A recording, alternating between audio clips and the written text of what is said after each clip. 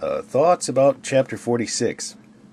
Well, I made the thoughts about chapter 45, and come to find out I was wrong. I mentioned there that they were wrong in going into Egypt. Well, that's why we need to keep reading the Bible and get the context, of course. And it shows that I'm, of course, no theologian.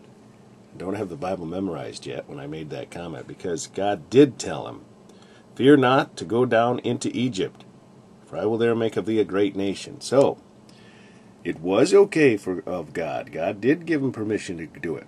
I just keep thinking back, there's a portion back in the earlier portion of Genesis where it says, "Go not down into Egypt."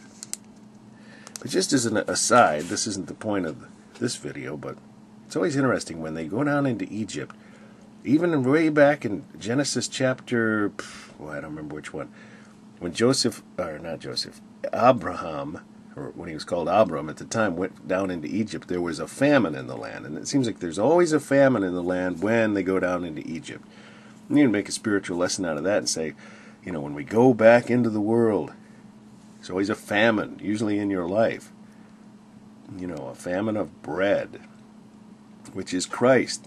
Christ is not indwelling it. Well, he's, we're not near to him. We haven't drawn near to God, and so there's a famine, and we always end up back in the world, usually, if we don't stay true to God. But here's more of what I was wanting to mention about this chapter here. Towards the end here. Now, it's interesting, because Joseph said, "He'll go up to Pharaoh and say unto him, My brethren in my father's house, which are in the land, are come unto me, and the men are shepherds, for their trade hath been to feed cattle." Oh, okay, wait a minute. Okay, now I just read that, and I didn't see that. For their trade hath been to feed cattle. They have brought their flocks and herds. But he says shepherds, but then he says, "And it shall come to pass when Pharaoh shall call you, that you shall say, and you shall say, What is your occupation? That you shall say, The servant's trade hath been about cattle from our youth even until now. For every shepherd is an abomination unto the Egyptians." Now, I don't know. Did they call people that messed with, did they call them shepherds that were dealing with cattle? Because here's what it makes me think. This is what I was mentioning in an earlier Thoughts video also, about the fact that I think, Joseph was spotted by the world from being in Egypt. He mentioned about the divination thing, which I mentioned in a previous Thoughts video. But I get the impression here, he's like, okay, we don't want to offend the Egyptians.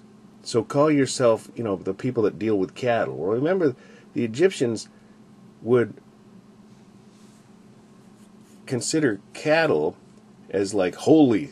That's where we get the term holy cow. And holy smokes and holy cats, which is no good, and I know in my life I need to drop that kind of a analogy or saying that kind of a thing, because it refers to Egyptian kind of stuff, but this is what they made. Remember, they made the golden calf that they all worshipped there when they were in the wilderness. So, he's given way to the Egyptians' beliefs here, which is no good. He shouldn't have done that.